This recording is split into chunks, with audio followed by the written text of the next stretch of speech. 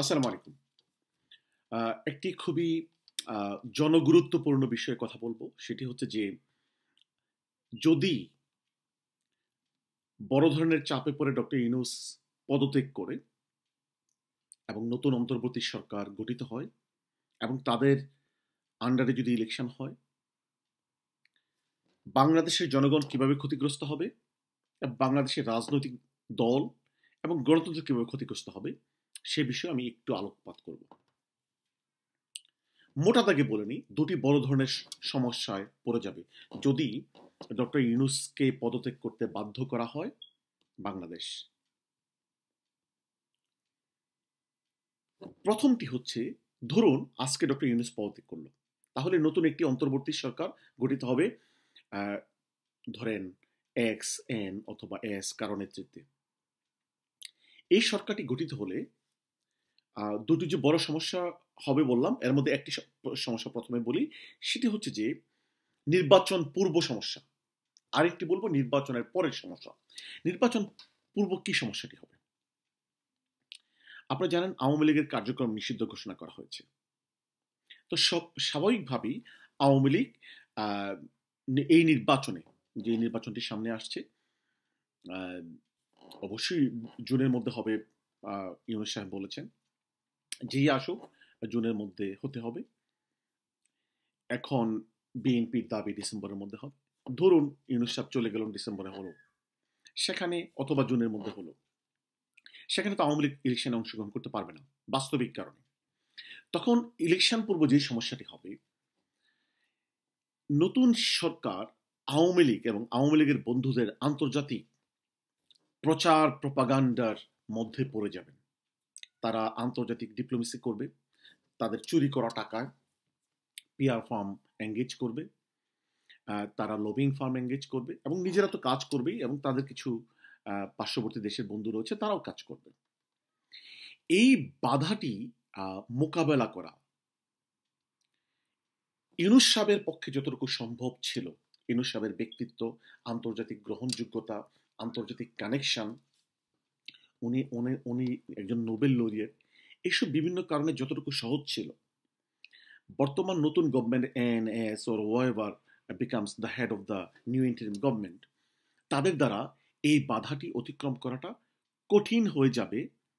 কারণ আওয়ামী লীগ একটি শক্ত কথা বলবে যে আওয়ামী লীগের মতো একটি 20-30% যাদের জনসমর্থন রয়েছে, তাদের বাদ দিয়ে বাংলাদেশে একটি ওয়ান সাইডেড আনডেমোক্রেটিক ইলেকশন হতে যাচ্ছে। কিন্তু ইউনূস সাহেব থাকলে যে জিনিসটি বলতেন যে আওয়ামী লীগ বাংলাদেশে গণহত্যা করেছে, বাংলাদেশের গণদাবির কারণে আওয়ামী লীগকে নিষিদ্ধ করা হয়েছে, অর্থাৎ আওয়ামী লীগের কার্যক্রম নিষিদ্ধ করা হয়েছে, আওয়ামী লীগের বিচার হতে হবে এবং একটি বিপ্লব হয়েছে।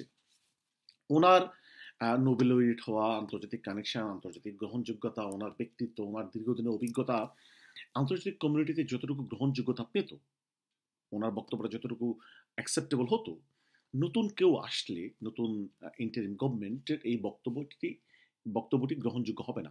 আন্তর্জাতিক কমিউনিটি প্রত্যাখ্যান করবে এবং নির্বাচনের পূর্বেই আওয়ামী লীগ এবং আন্তর্জাতিক বাধার মুখে এই নতুন সরকারটি পড়ে যাবে। তাহলে আওয়ামী লীগকে ছাড়া নির্বাচন অনুষ্ঠান করা কঠিন হয়ে যাবে। অপরদিকে যে জিনিসটা হবে, যে ধরেন আওয়ামী লীগকে নিয়ে বিএনপি ইলেকশন করবে, ধরুন হয়তো করতেও পারে, কারণ আওয়ামী লীগকে নিষিদ্ধ করার ব্যাপারে বিএনপি বিরোধিতা করেছে। তখন অন্যান্য দলগুলো যারা জুলাই বিপ্লব করেছে, আন্দোলন করেছে, বাংলাদেশে আপামর জনসাধারণ, তারা তো সেই সেই মানে আওয়ামী লীগকে নিয়ে ইলেকশন করতে চাইবে না। তারা বলবে আওয়ামী লীগের বিচার হতে হবে, আওয়ামী লীগ গণহত্যাকারী দল, এবং তাদের আন্দোলনের কারণে আওয়ামী লীগের কার্যক্রম নিষিদ্ধ করা হচ্ছে। তাহলে দুই ধরনের সমস্যা হচ্ছে, ইন্টারনাল একটা সমস্যা হচ্ছে আর এক্সটার্নাল আর একটা সমস্যা হচ্ছে। আচ্ছা ধরুন কোনো কারণে ইলেকশনটি হলো, যেভাবেই হোক, আন্তর্জাতিক প্রচন্ড বাধা আসলো, একটি ইলেকশন অনুষ্ঠিত হয়ে গেল আওয়ামী লীগকে ছাড়া।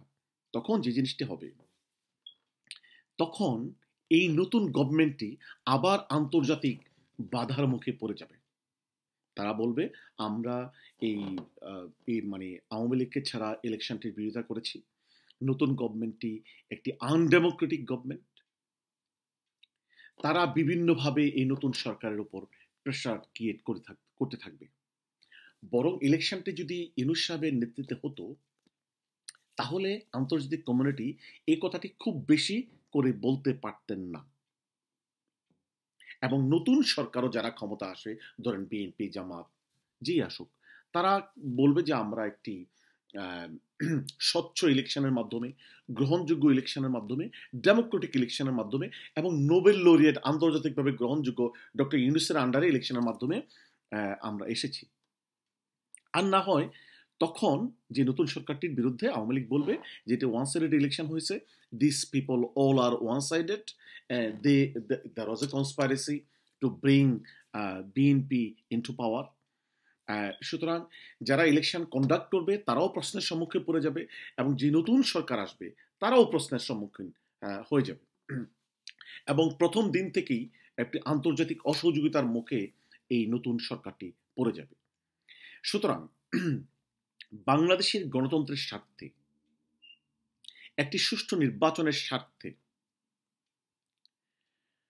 একটি টেকসই এবং আন্তর্জাতিকভাবে গ্রহণযোগ্য নির্বাচনের স্বার্থে ডক্টর ইউনূস সাহেব যে প্রস্তাবটি দিয়েছেন, যে একটি সংস্কার করে মানে নির্বাচনের পূর্বে একটি গ্রহণযোগ্য বিচারের অগ্রগতি করে উনি ইলেকশনটি করবেন লেভেল প্লেইং ফিল্ডের মাধ্যমে, তাহলে যে জিনিসটা হবে, নির্বাচনের পূর্বে ইউনূস সরকারের বিরুদ্ধে বড় ধরনের প্রচার প্রপাগান্ডা, আন্তর্জাতিক ক্যাম্পেইন, আন্তর্জাতিক বাধা আওয়ামী লীগ এবং আওয়ামী লীগের বন্ধুরা করতে পারবে না। অপরদিকে ইউনূস সাহেবের নেতৃত্বে যে ইলেকশনটি হবে, সেই ইলেকশনে যারা ক্ষমতা আসবে, বিএনপি অথবা জামাত অথবা যারাই আসুক, তারা তারাও আন্তর্জাতিক বাধার মুখে খুব বেশি পড়বে না, কারণ এই ইলেকশনটি একটি নিরপেক্ষ রেফারির আন্ডারে ইলেকশনটি হয়েছে। ডক্টর ইউনূস আন্তর্জাতিকভাবে গ্রহণযোগ্য, এবং এটি one sided planned staged election হয়েছে বলে প্রপাগান্ডাটি আওয়ামী লীগ করতে পারবে না।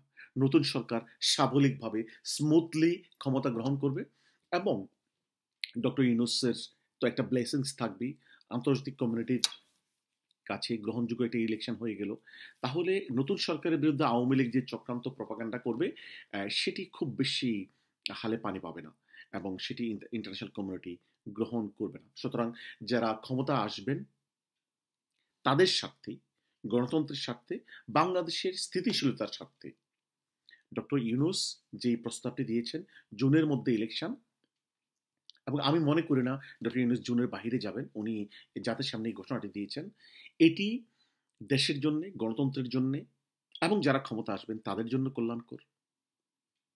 সকলকে ধন্যবাদ। আসসালামু আলাইকুম।